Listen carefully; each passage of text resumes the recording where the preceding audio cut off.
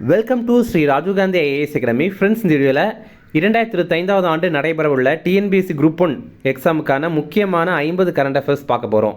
ஏற்கனவே part 1 video நம்ம போட்டுட்டோம். அது பார்த்திங்கன்னா இந்த 2025 ஆண்டு ஜனவரியிலேருந்து மே வரை இருக்கிற முக்கியமான 100 கரண்ட் அஃபேர்ஸை தொகுத்து நம்ம ஒரு வீடியோவாக போட்டிருப்போம். அது நீங்கள் இன்னும் பார்க்கல அப்படின்னா லிங்க் வந்து கீழே டிஸ்கிரிப்ஷனில் கொடுத்துருக்கோம், அது கிளிக் பண்ணி பாருங்கள்.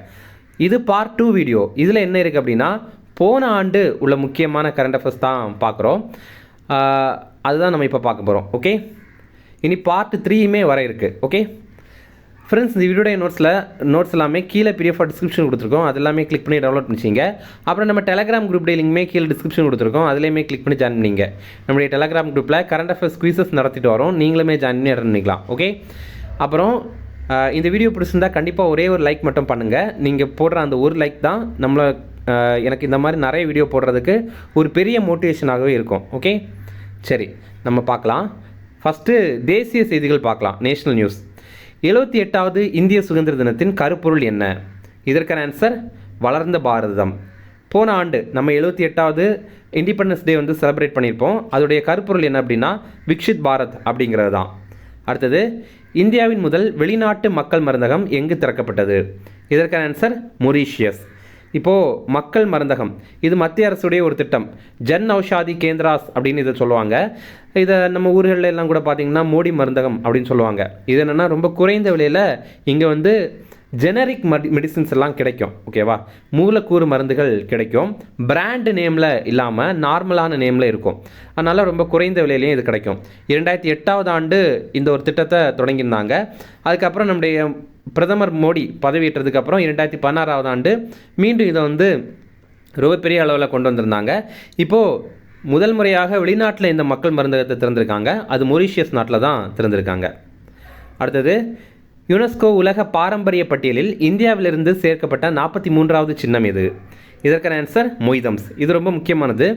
யுனெஸ்கோவுடைய வேர்ல்டு ஹெரிட்டேஜ் லிஸ்ட்டில் இப்போ நம்ம இந்தியாவுடைய மொய்தம்ஸை சேர்த்துருக்காங்க. இது அஸ்ஸாமில் இருக்குது. மொய்தம்ஸ் அப்படின்னா முன்னாடி அஹோம் டைனாஸ்டி அப்படின்னு ஒரு வம்சம் இருக்குது. அஹோம் அப்படின்னு ஒரு வம்சம் இருந்திருக்கு. அவங்களில் முக்கியமானவங்க எல்லாம் இறந்தாங்க அப்படின்னா இங்கே புதைக்கிற இடம் தான் மொய்தம்ஸ் அப்படிங்கிறது. அடுத்தது, இப்போ நம்மளுக்கு இதுலேயே இன்னொரு கொஸ்டின் கூட கேட்கலாம். இந்தியாவில் இருந்து யுனெஸ்கோ பட்டியலில் எத்தனை சைட் வந்து சேர்த்துருக்காங்க, எத்தனை இடங்கள் சேர்த்துருக்காங்க அப்படின்னு பார்த்தோன்னா அது இதோட சேர்த்து 43.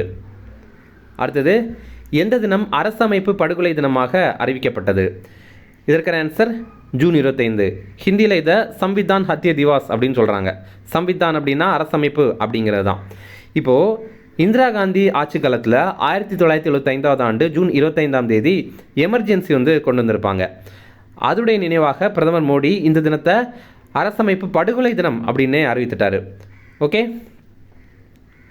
அடுத்தது, படுக்கை வசதி கொண்ட வந்தே பாரத் ரயில்கள் எங்கு உருவாக்கப்படுகின்றன? இதற்கான ஆன்சர் பிஇஎம்எல் பெங்களூரு. இப்போது ட்ரெயின் 20 அப்படின்னு இந்த ரயில்களை சொல்லுவாங்க. அதே நேரம் இதை வந்து படுக்கை வசதி கொண்ட வந்தே பாரத் ரயில்கள் அப்படின்னு சொல்லுவாங்க. பெங்களூரை சேர்ந்த பிஇஎம்எல் அப்படிங்கிற நிறுவனம் தான் இதை உருவாக்குறாங்க. பிஇஎம்எல் அப்படின்னா பாரத் எர்த் மூவர்ஸ் லிமிடெட் அப்படிங்கிறது தான். அடுத்தது, இந்தியாவின் முதல் வந்தே மெட்ரோ ரயில் சேவை எங்கு தொடங்கப்பட்டது? இதற்கான ஆன்சர் குஜராத். இது ரொம்ப முக்கியமானது. இந்த வந்தே மெட்ரோ ரயில்கள் இருக்குல்ல, அதோடைய இன்னொரு பேர் நமோ பாரத் விரைவு ரயில் அப்படிங்கிறது. அதே நேரம் இந்த ரயில்களை ஆர்ஆர்டிஎஸ் ரயில் அப்படின்னு கூட சொல்லுவாங்க. அப்படின்னா ரீஜனல் ரேபிட் டிரான்சிட் சிஸ்டம் அப்படிங்கிறது. இது என்ன அப்படின்னா, இப்போ ஒரு சிட்டி இருக்குது அப்படின்னா பக்கத்தில் இருக்கிற சின்ன சின்ன ஏரியாஸை அந்த சிட்டி கூட கனெக்ட் பண்ணுற மாதிரி ஒரு ரயில் தான். இப்போது ஒரு எக்ஸாம்பிள் பார்த்தீங்கன்னா, நமக்கு சென்னை இருக்குது. சென்னை கூட பக்கத்தில் திருவள்ளூர் இருக்குது, அப்புறம் காஞ்சிபுரம் இருக்குது, செங்கல்பட்டு இருக்குது, அப்புறம் பாண்டிச்சேரி இருக்குது. இந்த மாதிரி பக்கத்தில் இருக்க ஏரியாஸை சென்னை கூட கனெக்ட் பண்ணுற மாதிரிப்பட்ட ஒன்று தான் இந்த ஆர்ஆர்டிஎஸ் அப்படிங்கிற நெட்வொர்க் சிஸ்டம்.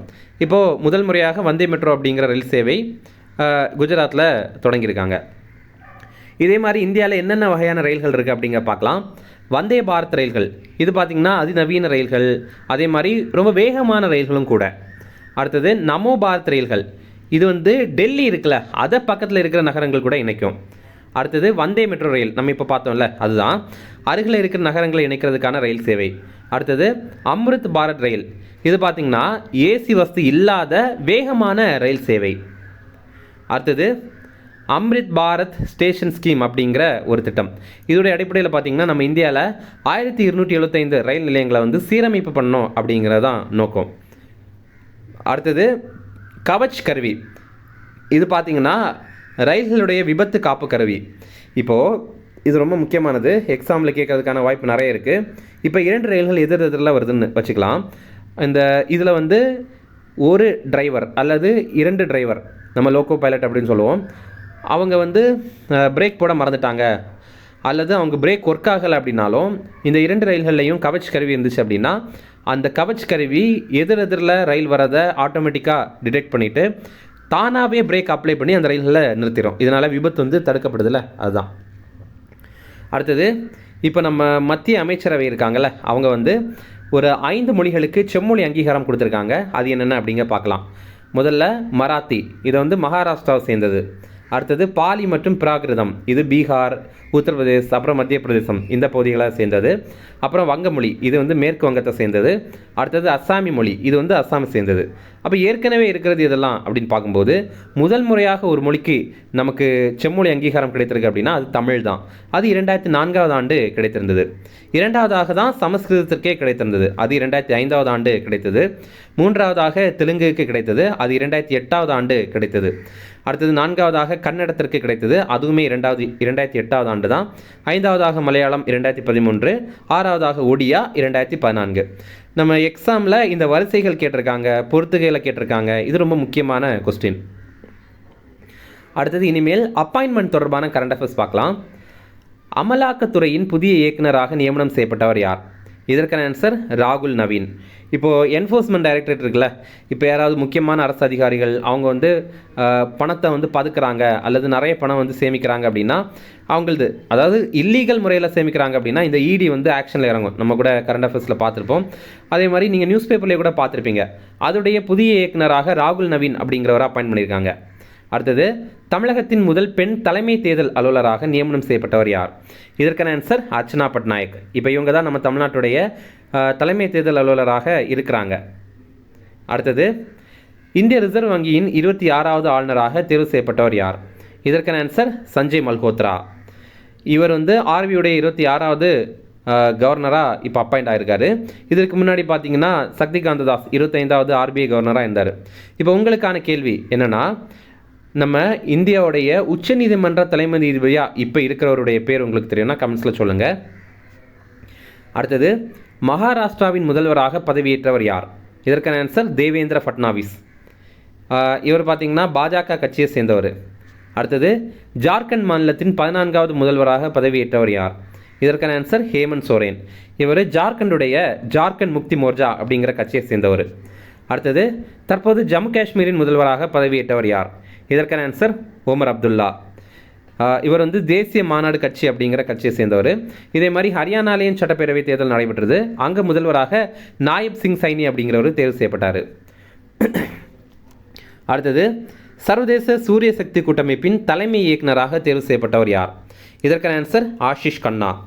இப்போது இந்த சர்வதேச சூரிய சக்தி கூட்டமைப்பு இருக்குல்ல, இன்டர்நேஷ்னல் சோலார் அலையன்ஸ், இதோடைய தலைமையகம் நம்ம இந்தியாவில் இருக்குது, ஹரியானாவுடைய குருகிராமில் இருக்குது. அப்படி பார்க்கும்போது உலக அளவில் ரொம்ப முக்கியமான ஒரு அமைப்பு, அதற்கு இந்தியா தலைமையகமாக இருக்குது அப்படின்னு பார்க்கும்போது அது இந்த ஒரு அமைப்பு. அதனால் இதை பற்றிய டீட்டெயில்ஸ் வந்து எக்ஸாமில் கேட்குறாங்க. இதோடைய தலைமை இயக்குநராக இப்போ ஆஷிஷ் கண்ணா அப்படிங்கிறவரை அப்பாயின்ட் பண்ணியிருக்காங்க. அடுத்தது ஐநா சர்வதேச நீதி கவுன்சிலின் தலைவராக நியமனம் செய்யப்பட்ட இந்தியர் யார்? இதற்கான ஆன்சர் மதன் லோகூர். இப்போ ஐநா சபை இருக்குல்ல, அதுக்குள்ளாடி சில பிரச்சனைகள் வரும்ல, அங்கே வந்து ஏதாவது குழப்பம் வருது அப்படின்னா அது சம்பந்தமாக தீர்வு பண்ணுறதுக்காக ஒரு நீதிமன்றம் இருக்குது. இது வேற. அதே நேரம் international court of justice Hague அப்படிங்கிற ஒரு இடத்துல இருக்குல்ல, அது வேற. அது சர்வதேச நீதிமன்றம் ஐநா சபை, இது வேற. ஓகேவா? அப்போது இதுடைய தலைவராக நம்ம இந்தியாவை சேர்ந்த மதன் லோகூர் அப்படிங்கிறவரை அப்பாயின்ட் பண்ணியிருக்காங்க. அடுத்தது இந்திய கடலோர காவல்படையின் 26வது தலைமை இயக்குநராக பதவியேற்றவர் யார்? இதற்கான ஆன்சர் பரமேஷ் சிவமணி. இப்போ பாருங்கள், நம்ம இந்தியாவில் ஆர்மியுடைய சீஃப் யார், நேவியுடைய சீஃப் யார், இதெல்லாம் ரொம்ப முக்கியமாக தெரிஞ்சுக்கணும். அது ஒன்றுனா பார்க்கலாம். நம்ம இந்தியாவுடைய ஆர்மி சீஃப் இராணுவ தளபதி யார் அப்படின்னா உபேந்திர துவேதி அப்படிங்கிறவர். இந்தியாவுடைய கடற்படை தளபதி யார் அப்படின்னா தினேஷ் திரிபாதி அப்படிங்கிறவர். இந்தியாவுடைய விமானப்படை தளபதி யார் அப்படின்னா அமர்பிரீத் சிங் அப்படிங்கிறவர். அடுத்தது முப்படை தலைமை தளபதி யார் அப்படின்னா அனில் சௌஹான் அப்படிங்கிறவர். நம்ம இப்போ பார்த்துருந்தோம் இந்தியாவுடைய கடலோர காவல்படையுடைய தளபதி பரமேஷ் சிவமணி. இப்போ வரைக்கும் இவங்க தான் இருக்காங்க. ஓகே, அடுத்தது தேசிய மனித உரிமைகள் ஆணையத்தின் 9வது தலைவராக நியமனம் செய்யப்பட்டவர் யார்? இதற்கான ஆன்சர் ராமசுப்ரமணியன். இவர் பார்த்திங்கன்னா நம்ம தமிழ்நாட்டை சேர்ந்த முதல் தலைவர் இந்த அமைப்பிற்கு. அடுத்தது தேசிய பாதுகாப்பு படையின் தலைமை இயக்குநராக நியமனம் செய்யப்பட்டவர் யார்? இதற்கான ஆன்சர் ஸ்ரீனிவாசன். இப்போது என்எஸ்ஜி அப்படிங்கிறது இருக்குல்ல, நேஷனல் செக்யூரிட்டி கார்டு, அதோடைய தலைமை இயக்குநராக ஸ்ரீனிவாசன் அப்படிங்கிறவரை அப்பாயின்ட் பண்ணியிருக்காங்க. அடுத்தது இந்திய தொல்லியல் துறையின் இயக்குநராக பதவி உயர்வு பெற்றவர் யார்? இதற்கான ஆன்சர் அமர்நாத் ராமகிருஷ்ணா. இந்த கீழடி அகழாய்வு இருக்குல்ல, அதில் ரொம்ப முக்கியமான பங்கு வகித்தவர் இவர். அதனால் இவருடைய பேர் நம்ம வந்து கீழடி அகழாய்வுலையும் ரொம்ப முக்கியமாக பார்த்துக்கணும். அதே நேரம் இந்த தொல்லியல் துறையுடைய இயக்குநராக இப்போ இருக்கிறவரும் இவர் தான். இதே மாதிரி பார்த்தீங்கன்னா சிபிஐ இருக்குல்ல, அதோடைய தலைமை இயக்குநராக இருக்கிறவர் பிரவீன் சூட் அப்படிங்கிறவர். ஐபி இன்டெலிஜென்ஸ் வீடியோ இருக்குல்ல, அதோடைய தலைமை இயக்குநராக இருக்கிறவர் தபன்குமார் தேகா அப்படிங்கிறவர். அமலாக்கத்துறையுடைய இயக்குனர் நம்ம இப்போ பார்த்துருந்தோம் ராகுல் நவீன் அப்படிங்கிறவர். அப்புறம் மத்திய நேரடி வரிகள் வாரிய தலைவராக இப்போ இருக்கிறவர் ரவி அகர்வால் அப்படிங்கிறவர். அடுத்தது தேசிய பாதுகாப்பு ஆலோசகர், ஓகேவா, அது வந்து அஜித் தோவல். இவங்க பேரெல்லாம் ரொம்ப முக்கியமானது. அடுத்தது இப்போ சில மாநிலங்களில் கவர்னரை அப்பாயின்ட் பண்ணியிருக்காங்க. அது யாரெல்லாம் அப்படிங்க பார்க்கலாம். மணிப்பூருடைய கவர்னராக அஜய் குமார் பல்லா அப்படிங்கிறவரை அப்பாயின்ட் பண்ணியிருக்காங்க. பீகாருடைய கவர்னராக ஆரிஃப் முகமது கான் அப்படிங்கிறவரை அப்பாயின்ட் பண்ணியிருக்காங்க. கேரளாவுடைய கவர்னராக ராஜேந்திர விஸ்வநாத் அர்லேக்கர் அப்படிங்கிறவரை அப்பாயின்ட் பண்ணியிருக்காங்க. ஒடிசாவுடைய கவர்னராக ஹரிபாபு கம்பம்பட்டி அப்படிங்கிறவரை அப்பாயின்ட் பண்ணியிருக்காங்க. மிசோரமுடைய கவர்னராக விகே சிங் அப்படிங்கிறவரை அப்பாயின்ட் பண்ணியிருக்காங்க. ஓகே, அடுத்தது ரொம்ப முக்கியமான ஒரு பதவி, நம்ம இந்தியாவுடைய தலைமை கணக்கு தணிக்கையாளர் சிஏஜி அப்படின்னு சொல்லுவோம்ல, காம்ப்ட்ரோலர் அண்ட் ஆடிட்டர் ஜெனரல் அப்படிங்கிற ஒரு பொசிஷனில் சஞ்சய் மூர்த்தி அப்படிங்கிறவரை அப்பாயின்ட் பண்ணியிருக்காங்க. இவரை நியமனம் பண்ணுறது, அதே மாதிரி இவருக்கு பதவி பிரமாணம் செய்து வைக்கிறது யார் அப்படின்னா குடியரசுத் தலைவர் தான். நம்ம இந்தியாவுடைய கான்ஸ்டியூஷனில் ஆர்டிக்கிள் 148 தலைமை கணக்கு தணிக்கையாளரை பற்றி குறிப்பிடுது. நம்ம இங்கிலீஷில் சிஏஜி அப்படின்னு சொல்லுவோம்ல, காம்ப்ட்ரோலர் அண்ட் ஆடிட்டர் ஜெனரல். இவருடைய பதவி காலம் 6 ஆண்டுகள் அல்லது 65 வயது ஆகிறது வரைக்கும். அவருக்கு எது முதல்ல நடக்குதோ அதை பொறுத்து. இப்போ இவருடைய பணி என்ன அப்படின்னா மத்திய அரசு, மாநில அரசு, அப்புறம் அரசு நிறுவனங்கள், அரசு உதவி பெறுற தனியார் அமைப்புகள், இங்கெல்லாம் தணிக்கை பண்ணுறது தான் இவருடைய வேலை. இவர் மட்டும் பண்ண மாட்டார், இதற்கான ஒரு ஆஃபீஸே இருப்பாங்க, அவங்க தான் இந்த பணிகளை எல்லாம் பண்ணுவாங்க. அடுத்தது இலங்கையுடைய புதிய பிரதமராக ஹரிணி அமரசூரிய அப்படிங்கிறவங்க அப்பாயின்ட் செய்யப்பட்டிருக்காங்க. இலங்கையுடைய அதிபர் யார் அப்படின்னா அனுரகுமார திசாநாயகா அப்படிங்கிறவர். இப்போ இந்த அதிபர் அனுரகுமார திசாநாயகா இருக்கார்ல, அவர் தான் அந்த பிரதமருக்கு பதவி பிரமாணம் பண்ணி வச்சுருக்காரு. இவங்க அதாவது ஹரிணி அமரசூரியா வந்து இலங்கையுடைய 3வது பெண் பிரதமர். இலங்கையுடைய தலைநகர் கொழும்பு அப்படிங்கிறது. அடுத்தது முக்கியமான ஆணையங்கள், கமிஷன்ஸ் எதற்காக உருவாக்கியிருக்காங்க, எந்தெந்த குழுக்கள் எதற்காக உருவாக்கியிருக்காங்க அப்படிங்கிறத பார்க்கலாம். தமிழக அரசு மாநில கல்விக் கொள்கையை உருவாக்க யாருடைய தலைமையில் குழு அமைத்தது? இதற்கான ஆன்சர் முருகேசன். இப்போது நீதிபதி முருகேசன் தலைமையில் 2022 ஆண்டே இந்த குழுவை வந்து அமைத்திருந்தாங்க. இது 14 பேர் கொண்ட குழு. நமக்கு 2020 நியூ எஜுகேஷன் பாலிசி இருக்குல்ல, புதிய கல்விக் கொள்கை, அதற்கு மாற்றாக நம்ம தமிழ்நாட்டில் ஒரு மாநில கல்விக் கொள்கையை உருவாக்கணும் அப்படிங்கிறதுக்காக இவருடைய தலைமையில் உருவாக்கியிருந்தாங்க. அடுத்தது புதிய குற்றவியல் சட்டங்கள் இருக்குல்ல, இதை வந்து மாநில அளவில் திருத்தங்கள் மேற்கொள்கிறதுக்காக சத்யநாராயணன் தலைமையில் ஒரு குழுவை நம்முடைய தமிழக அரசு அமைத்திருந்தாங்க. அடுத்தது கள்ளக்குறிச்சியில் கள்ளச்சாராயம் அருந்தி நிறைய பேர் இறந்தாங்க, அது சம்பந்தமாக ஆராயறதுக்காக ஒரு நபர் ஆணையத்தை தமிழக அரசு அமைத்திருந்தாங்க. யாருடைய தலைமையில் அப்படின்னா கோகுல்தாஸ் அப்படிங்கிறடைய தலைமையில். அடுத்தது மத்திய அரசு மதம் மாறியவர்களுக்கு பட்டியல் இனத்தவர் அங்கீகாரம் வழங்குறது சம்பந்தமாக ஆய்வு பண்ணுறதுக்காக கேஜி பாலகிருஷ்ணன் தலைமையில் ஒரு குழு அமைத்திருந்தாங்க. அடுத்தது போட்டித் தேர்வுகள் இருக்குல்ல, இப்போ நீட் எக்ஸாம், அதுக்கப்புறம் என்டிஏ அமைப்பு சில எக்ஸாம்ஸ் எல்லாம் நடத்துகிறாங்க, அதில் சீர்திருத்தங்களை மேற்கொள்கிறதுக்காக மத்திய அரசு கே ராதாகிருஷ்ணன் தலைமையில் ஒரு குழு அமைத்திருந்தாங்க. அடுத்தது மருத்துவர்கள் பாதுகாப்பு குறித்து ஆய்வு செய்ய ஆர்த்தி ஜரீன் அப்படிங்கிறவங்க தலைமையில் ஒரு குழுவை உச்சநீதிமன்றம் அமைத்திருந்தாங்க. அதனால் இது இன்னும் முக்கியத்துவம் பெறுது. இப்போ கொல்கத்தாவில் பார்த்தீங்கன்னா ஒரு பெண் மருத்துவரை ரேப் பண்ணி வந்து கொண்டுட்டாங்க.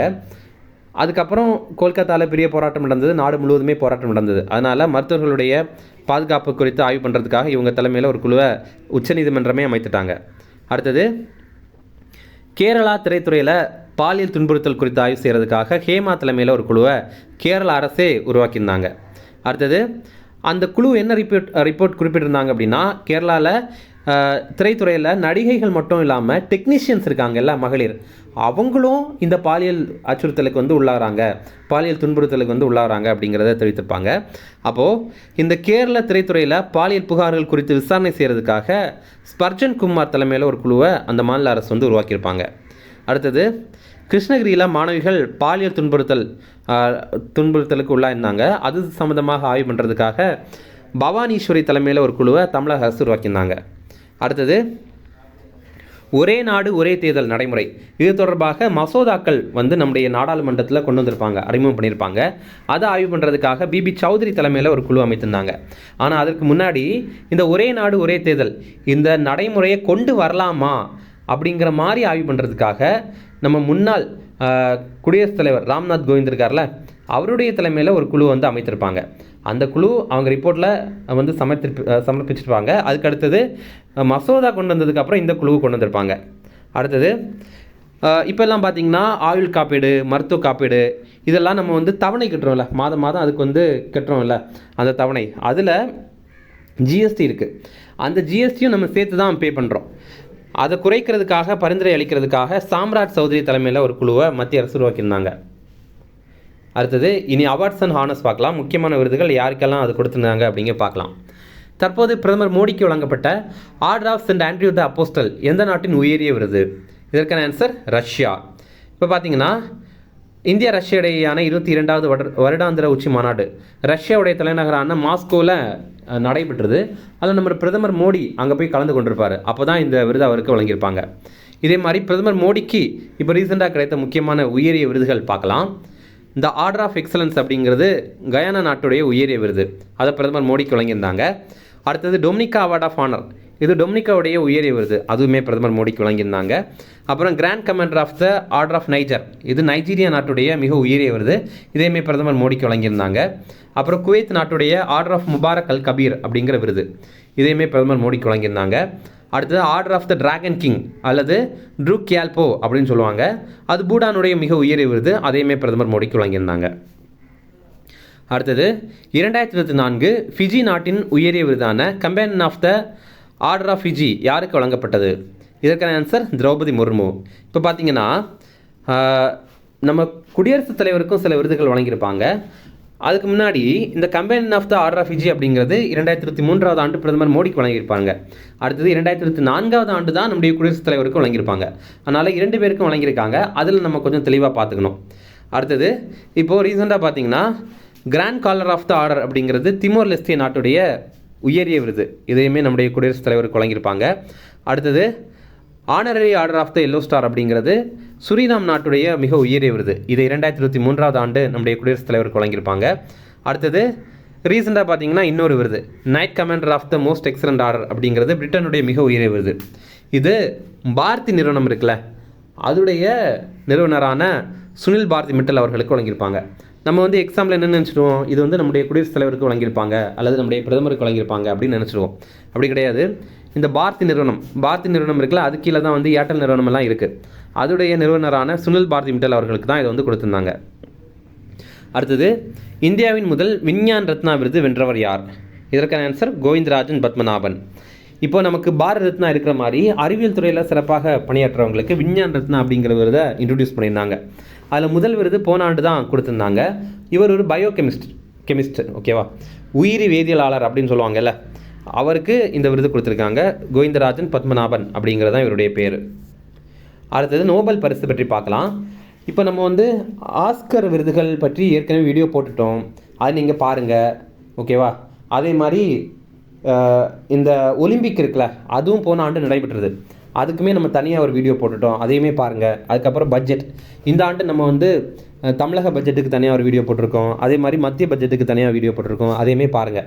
இதெல்லாம் பார்த்துட்டு நல்லா ப்ரிப்பேர் பண்ணிவிட்டு கவர்மெண்ட் நம்ம குரூப் 1 எக்ஸாம் வந்து எழுதுங்க. ஓகே, இப்போ நோபல் பரிசு பற்றி பார்க்கலாம். ஃபஸ்ட்டு மெடிசனுக்கான நோபல் பரிசு, அதாவது மருத்துவத்திற்கான நோபல் பரிசு, இதை அமெரிக்காவை சேர்ந்த விக்டர் அம்ப்ரோஸ் அப்படிங்கிறவர் பெற்றிருக்காரு. அதே மாதிரி அமெரிக்காவை சேர்ந்த கேரி ருக்வென் அப்படிங்கிறவங்களும் பெற்றிருக்காங்க. எதற்காக அப்படின்னா மைக்ரோ ஆர்என்ஏ கண்டுபிடிப்பு மற்றும் மரபணு ஒழுங்குமுறை சிகிச்சைக்கு பிறகு அதோடைய செயல்பாடு அது எப்படி இருந்திருக்கு அப்படிங்கிற பற்றி ஆய்வு பண்ணியிருக்காங்க. அதாவது ஒன்றும் இல்லை, மைக்ரோ ஆர்என்ஏ இருக்குல்ல, அதை வந்து கண்டுபிடிச்சிருக்காங்க. அது முதல் விஷயம். ரெண்டாவது, மரபணு ஒழுங்குமுறை சிகிச்சைக்கு அப்புறம் இந்த மைக்ரோ ஆர்என்ஏடைய செயல்பாடு நம்ம உடம்புல எப்படி இருந்திருக்கு அப்படிங்கிறதையும் சம்மந்தமாக ஆய்வு பண்ணியிருக்காங்க. அதற்காக இதை வழங்கியிருக்காங்க. ஓகே, இதில் பரிசு தொகையாக 11 மில்லியன் ஸ்வீடிஷ் கிரவுன்ஸ் வந்து கொடுப்பாங்க. டாலர் மதிப்பில் பார்க்கும்போது 1.1 மில்லியன் அமெரிக்க டாலர். அடுத்தது இயற்பியலுக்கான நோபல் பரிசு. இது 2004 ஆண்டுக்கான விருது பார்த்தீங்கன்னா ஜான் ஹாஃப்வில் அப்படிங்கிறவருக்கு வழங்கியிருக்காங்க. இவர் அமெரிக்காவை சேர்ந்தவர். அதே மாதிரி ஜோஃப்ரி ஹிண்டன் அப்படிங்கிறவருக்கு வழங்கியிருக்காங்க. இவர் வந்து கனடாவை சேர்ந்தவர். இதற்காக அப்படின்னா சக்தி வாய்ந்த இயந்திர கற்றலுக்கான அடிப்படை நடைமுறைகளை இவங்க வந்து மேம்படுத்தியிருக்காங்க. அதற்காக தான். ஓகே, அடுத்தது வேதியியலுக்கான நோபல் பரிசு டேவிட் பார்க்கர் அப்படிங்கிறவருக்கு கொடுத்துருக்காங்க. இவர் 2003 ஆண்டு புதிய புரதத்தை வந்து வடிவமைத்திருக்காரு. அதற்காக. அடுத்தது ஜான் ஜம்பர் அப்படிங்கிறவரும் டெமிஸ் ஹசாபிஸ் அப்படிங்கிற 2 பேருக்கும் கொடுத்துருக்காங்க. இவங்க என்ன பண்ணியிருக்காங்க அப்படின்னா 20 கோடி புரதங்களுடைய கட்டமைப்பை கணிக்கிற வகையில் செயற்கை நுண்ணறிவு மாதிரிகளை உருவாக்கியிருக்காங்க. அதற்காக. அடுத்தது இலக்கியத்திற்கான நோபல் பரிசு. இதை தென்கொரியாவை சேர்ந்த பெண் எழுத்தாளரான ஹான் காங் அப்படிங்கிறவங்களுக்கு வழங்கியிருக்காங்க. எதற்காக அப்படின்னா வரலாற்று அதிர்ச்சிகள், வன்முறை, மனித வாழ்வின் துன்பம், பலவீனத்தை எல்லாம் வெளிப்படுத்துகிற மாதிரி கவிதைகள் எழுதியிருக்காங்க. அதே மாதிரி உரைநடையும் எழுதியிருக்காங்க.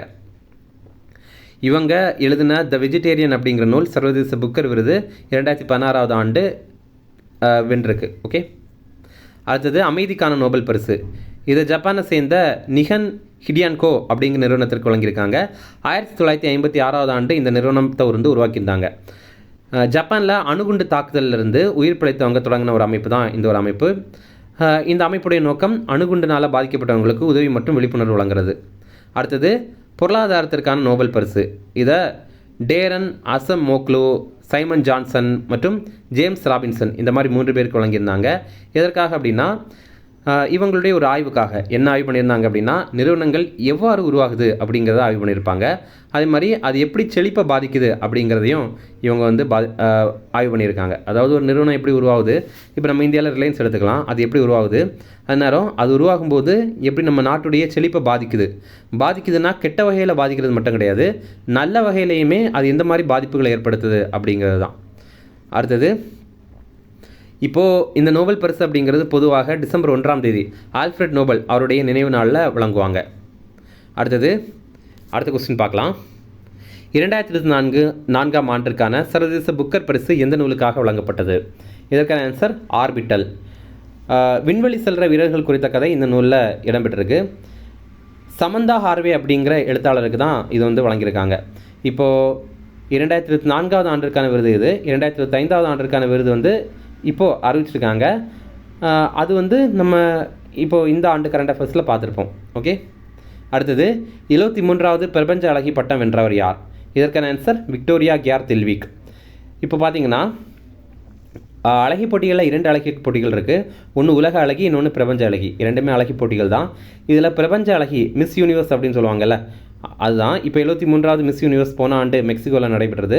அதில் வெற்றி பெற்றது விக்டோரியா கியார் தில்விக் அப்படிங்கிறவங்க. அடுத்தது 2022 ஆண்டிற்கான தாதா சாஹேப் பால்கே விருது யாருக்கு வழங்கப்பட்டது? இதற்கான ஆன்சர் மிதுன் சக்கரவர்த்தி. போன ஆண்டு தான் 2022 ஆண்டிற்கான தாதா சாஹேப் பால்கே விருதை வழங்கியிருந்தாங்க. நம்ம இந்தியாவில் திரைப்படத்துறையில் வழங்கப்படுற மிக உயரிய விருது இதுதான். மிதுன் சக்கரவர்த்தி இவர் இந்தி மற்றும் வங்காள மொழி நடிகர், மூத்த நடிகர். அடுத்தது இந்திரா காந்தி அமைதி பரிசு 2023 பெற்றவர்கள் யார்? இதற்கான ஆன்சர் சி மற்றும் டி. அதாவது டேனியல் போர்பைம் மற்றும் அலி அபு அவாத், இவங்க 2 பேரும். ஓகே, அடுத்தது 2024 ஆண்டிற்கான இந்திரா காந்தி அமைதி பரிசு யாருக்கு அறிவிக்கப்பட்டது? இதற்கான ஆன்சர் மிச்சல் பச்லட். இப்போ பாருங்கள், இந்திரா காந்தி அமைதி பரிசு அப்படிங்கிறது ரொம்ப முக்கியமானது. இது நம்ம எக்ஸாமில் ஏற்கனவே ஒரு சில முறைகளில் கேட்டிருக்காங்க. அதனால் நம்ம இதையும் கண்டிப்பாக பார்த்துக்கணும். 2025 ஆண்டிற்கானது இன்னும் அறிவிக்கலை. அடுத்தது புயல்கள் சிலது வந்துச்சு, அது எங்கே வந்துச்சு, அது வந்து அதை பற்றி கொஞ்சம் டீட்டெயிலாக பார்க்கலாம். தற்போது உருவான ஃபெஞ்சால் புயலுக்கு பேர் வைத்த நாடு எது? இதற்கான ஆன்சர் சவுதி அரேபியா. இந்த புயல் பார்த்திங்கன்னா வங்காள விரிகுடாவில் உருவாயிருந்தது. அடுத்தது தற்போது உருவாகிய டானா புயலுக்கு பெயர் வைத்த நாடு எது? இதற்கான ஆன்சர் கத்தார். இதோடைய பொருள் வந்து பெருந்தன்மை அப்படிங்கிறது தான் அர்த்தம். இது வந்து வங்கக்கடலில் தான் உருவாகியிருந்தது. அடுத்தது, தற்போது அரபிக்கடலில் உருவான அஸ்னா புயலுக்கு பெயர் வைத்த நாடு எது? இதற்கான ஆன்சர் பாகிஸ்தான். இதோடைய அர்த்தம் என்ன அப்படின்னா, the one to be acknowledged are praised, அதாவது யார் வந்து புகழ்கிறதுக்கும் போற்றுறதுக்கும் உரியவர் அப்படிங்கிறது தான். இப்போ பார்த்தீங்கன்னா பொதுவாக நம்ம கடவுளை சொல்லுவோம், புகழ்ச்சியும் போற்றுதலும் வந்து உமக்கே ஆகுக அப்படின்ற மாதிரிலாம் சொல்லுவாங்கல்ல, அந்த ஒரு அர்த்தத்தை தான் இது குறிப்பிடுது. ஓகே, அப்போது 2 வங்காள விரிகுடாவில் உருவாகிருந்தது, ஒன்று மட்டும் இந்த அரபிக்கடலில் வந்து உருவாகியிருந்தது. அடுத்தது, மத்திய அரசுடைய திட்டங்கள் பற்றி பார்க்கலாம். ஒரே நாடு ஒரே சந்தா திட்டம் எப்போது முதல் நடைமுறைக்கு வரும்? இதற்கான ஆன்சர் 2025 ஜனவரி 1. இது என்ன அப்படின்னா, இப்போது பல்கலைக்கழகங்கள் கல்லூரிகள் எல்லாம் வந்து இந்த ஆராய்ச்சி இதழ்கள் இருக்குல்ல, அதை வாங்குகிறாங்க. அதுக்காக நிறைய காசு வந்து ஸ்பெண்ட் பண்ணுறாங்க. இப்போ ஒரே சந்தா மூலமாக அனைத்து சர்வதேச ஆராய்ச்சி இதழ்களையும் அணுகிறதுக்காக இந்த ஒரு திட்டத்தை வந்து மத்திய அரசு தொடங்கியிருந்தாங்க. அடுத்தது, இது ரொம்ப முக்கியமான ஒரு திட்டம். அன்னையின் பெயரில் ஒரு மரம் இயக்கம் எப்போது தொடங்கப்பட்டது? இதற்கான ஆன்சர் 2024 ஜூன் 5. இப்போ பார்த்தீங்கன்னா, ஏக் பேட் மாக்கே நாம் கேம்பெயின் அப்படிங்கிறது, அதாவது இப்போ உங்கள் அம்மா பேர் இருக்கா, நீங்கள் ஒரு மரம் நட்டுட்டு அதுக்கப்புறம் உங்கள் அம்மா பேர் அதுக்கு வைக்கணும். உங்கள் அம்மாவுடைய பேரை வச்சு அதை வளர்க்கும்போது நம்ம இன்னும் ரொம்ப அன்பாக அதை வளர்ப்போம்ல, அதுதான் இதோடைய காரணம்.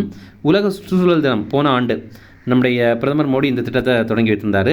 பிரதமர் மோடி டெல்லியில் இருக்கிற புத்த ஜெயந்தி பூங்காவில் அரச மரம் ஒன்றை நட்டு இந்த திட்டத்தை தொடங்கியிருந்தார். அப்போ இது வரைக்கும் இந்த திட்டத்துக்கு கீழே 52 கோடி மரங்கள் வந்து நடப்பட்டது அப்படின்னு பிரதமர் மோடி ஒரு வாட்டி சொல்லியிருந்தார். ஆனால் இப்போ உள்ள கணக்கில் பார்த்தீங்கன்னா இன்னும் அதிகமாகவே நட்டிருப்பாங்க. அது நம்ம எக்ஸாமில் கேட்க மாட்டாங்க. மத்திய சுற்றுச்சூழல் வனம் பருவநிலை மாற்றுத்துறை அமைச்சர் வந்து பூபேந்தர் யாதவ் அப்படிங்கிறவர். அடுத்தது, பிஎம் இ பஸ் சேவா திட்டத்தின் கீழ் இந்தியா முழுவதும் எத்தனை பேருந்துகள் வாங்கப்படும்? இதற்கான ஆன்சர் 38,000. இப்போது பிஎம் இ பஸ் சேவா அப்படிங்கிற ஒரு திட்டத்தின் மூலமாக இந்தியா முழுவதுமே இந்த பேருந்துகள் வாங்கப்படும் அப்படிங்க தெரிவித்திருக்காங்க. அடுத்தது, தற்போது அறிவிக்கப்பட்ட பிஎம் இ டிரைவ் என்பது எது தொடர்பான திட்டம்? இதற்கான ஆன்சர் மின்சார வாகனங்கள் உற்பத்தி. இப்போ பார்த்தீங்கன்னா இது ரொம்ப முக்கியமான திட்டம். இது நம்ம எக்ஸாமில் கேட்குறதுக்கு நிறைய வாய்ப்பு இருக்குது. பிஎம் இ டிரைவ் அப்படிங்கிற திட்டம், இதோடைய விரிவாக்கம் பார்த்தீங்கன்னா பிஎம் எலக்ட்ரிக் டிரைவ் ரெவல்யூஷன் இன் இன்னோவேட்டிவ் வெஹிக்கிள் என்ஹான்ஸ்மெண்ட் அப்படிங்கிறது தான். ஏற்கனவே மத்திய அரசு இந்த மாதிரி நம்ம இந்தியாவில் எலக்ட்ரிக் வெஹிக்கிளுடைய உற்பத்தி அதிகப்படுத்துறதுக்காக ஃபேம் இந்தியா அப்படிங்கிற திட்டத்தை தொடங்கியிருந்தாங்க 2015ஆம் ஆண்டு. அந்த திட்டத்திற்கு மாற்றாக தான் இந்த பிஎம் இ டிரைவ் அப்படிங்கிற திட்டத்தை கொண்டு வந்திருக்காங்க.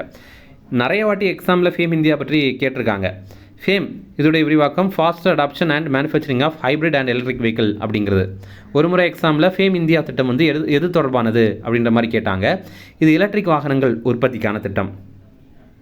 அதே மாதிரி மாநில போக்குவரத்து நிறுவனங்களுக்கு இந்த பிஎம் இ டிரைவ் திட்டத்திற்காக 14,028 மின்சார பேருந்துகள் வந்து வாங்கப்படும் அப்படின்னு தெரிவித்திருக்காங்க. அதே மாதிரி 40 லட்சத்திற்கும் அதிகமான மக்கள் தொகை கொண்ட 9 நகரங்களில் இவை இயக்கப்படும் அப்படிங்கிறது தெரிவித்திருக்காங்க. அடுத்தது, லட்சாதிபதி சகோதரிகள் திட்டம் எப்போது அறிவிக்கப்பட்டது? இதற்கான ஆன்சர் 2023 ஆகஸ்ட் 15. லாக்பதி டிடி யோஜனா அப்படிங்கிற ஒரு திட்டம். இதோடைய நோக்கம் என்ன அப்படின்னா, சுய உதவி குழுக்களில் இருக்கிற பெண்கள் இருக்காங்கல்ல, அவங்களுடைய ஆண்டு வருமானத்தை ரூபாய் 1 லட்சத்துக்கு மேலே அதிகரிக்கணும் அப்படிங்கிறது தான்.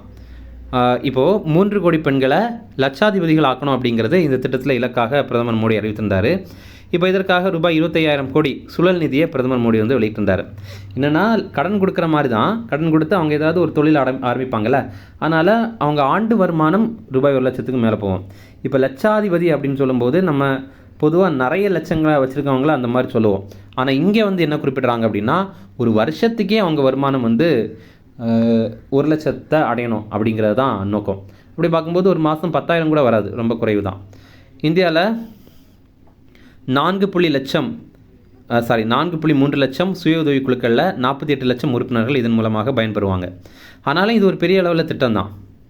அடுத்தது, பிரதமரின் உள்ளக பயிற்சி திட்டம் பிஎம் இன்டர்ன்ஷிப் ஸ்கீம் அப்படிங்கிறத தொடங்கியிருந்தாங்க. இது என்ன அப்படின்னா, 500 சிறந்த நிறுவனங்களில் 1 கோடி இளைஞர்களுக்கு 1 வருட பயிற்சி வழங்குறது தான். ஓகேவா, ரொம்ப பெரிய ஒரு திட்டம் இது. இப்போ வந்து நிறைய பேர் என்னென்னா இன்ஜினியரிங் படிச்சிருப்பாங்க அல்லது ஏதாவது டெக்னிக்கல் சம்மந்தமாக படிச்சிருப்பாங்க. ஆனால் அவங்களுக்கு பயிற்சி வந்து கிடைக்காது. பயிற்சி வந்து எப்படின்னா, சிறந்த நிறுவனங்களில் கிடைக்காது, ஏதாவது சின்ன நிறுவனங்களில் மேபி கிடைக்கலாம். அப்போது நம்ம இந்தியாவில் இருக்கிற 500 சிறந்த நிறுவனங்களில் 1 கோடி இளைஞர்களுக்கு 1 வருட பயிற்சி வழங்குறது தான் இந்த திட்டத்துடைய நோக்கமே. இது மட்டும் இல்லாமல் இதில் மாதாந்திர உதவித்தொகையாக ரூபாய் 5,000 வழங்கிட்டு இருப்பாங்க. கூடவே ஒரு முறை மானியமாக 6000 வழங்குவாங்க.